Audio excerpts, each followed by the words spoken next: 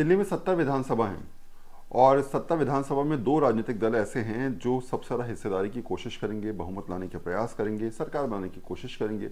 इन सब के बीच कांग्रेस है, लेकिन अगर आंकड़ों के हिसाब से कुछ फेरबदल हो जाता है और मान लीजिए 70 में से 35 सीटें आम आदमी पार्टी जीत जाती है और 35 सीटें ही बीजेपी जीत जाती है, तो ऐसे में बराबरी अगर हो जाए तो सरकार किसकी बनेगी? आपके दिमाग में चल रहा होगा अब ऐसी असमंजस की स्थिति में क्या कुछ हो सकता है, कौन सरकार बनाएगा, कौन नहीं बनाएगा, और ऐसी परिस्थिति में हल क्या निकल सकता है। तो चलिए ज़रा समझाता हूँ गणित आपको। होगा क्या अगर बीजेपी के पास 35 सीटें आ गई हैं, आम आदमी पार्टी के पास 35 सीटें आ गई हैं, तो ऐसी परिस्थिति में सीधे तौर पे राज्यपाल यानी कि एलजी के पास कौन पहले दावा पेश करेगा, इस पर पहल होगी। अगर मान लीजिए दोनों राजनीतिक दलों में से किसी राजनीतिक दल ने दावा पेश कर दिया तो सरकार बनाने के लिए उसको कुछ समय दिया जाएगा। अगर वो सरकार नहीं बना पाता तो ऐसी परिस्थिति में कुछ दिनों के लिए, कुछ समय के लिए उस असेंबली पे राष्ट्रपति शासन लग जाएगा। तो ऐसी परिस्थिति में, उस हालात में, उस स्टेट में राष्ट्रपति शासन लग जाता है।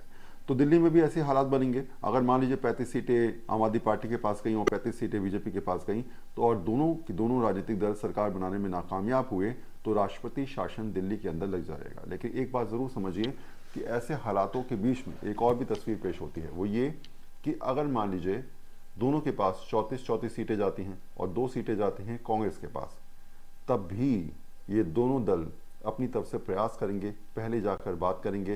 पहले दल ने अगर बात करी तो उस पर समय मिलेगा 15 दिन का। अगर वो सरकार नहीं बना पाता तो दूसरा दल जाएगा और वो 15 दिन का समय लेगा, और कहीं ना कहीं जो 2-3 विधायकों की बात होगी उसको जोड़ तोड़ के हिसाब किताब बनाकर बहुमत के पास पहुंचकर अपनी सरकार बनाने की कोशिश की जाएगी। लेकिन क्योंकि कम सीटें हैं, दिलचस्प मुकाबला है, ऐसे में इस परिस्थिति को देखते हुए कहीं ना कहीं ऐसे हालात बन सकते हैं। आपको याद होगा 2013 में भी यही हालात बने थे। राष्ट्रपति शासन यहाँ पर लगाया गया था, केंद्र सरकार के तौर पे एक नुमाइंदा यहाँ पर बैठा दिया जाता है जैसे उपराज्यपाल, वो देखरेख करेंगे। और उस समय 2013 से करीब 1.5 साल के बाद यानी 2015 में चुनाव हुए थे। अगर ऐसे हालात बने अब भी तो करीब 1-1.5 साल दिल्ली वाले फिलहाल इंतजार करेंगे और उसके बाद उम्मीद की जा सकती है कि अगर ऐसी परिस्थिति बनी तो फिर शायद चुनाव दोबारा से कराया जाए। दिल्ली की तमाम खबरों के लिए देखते रहिए दिल्ली 24। हमारी कोशिश प्रयास यही रहता है कि हम आपको दिल्ली से जुड़ी हर खबर पहुंचाएं। आप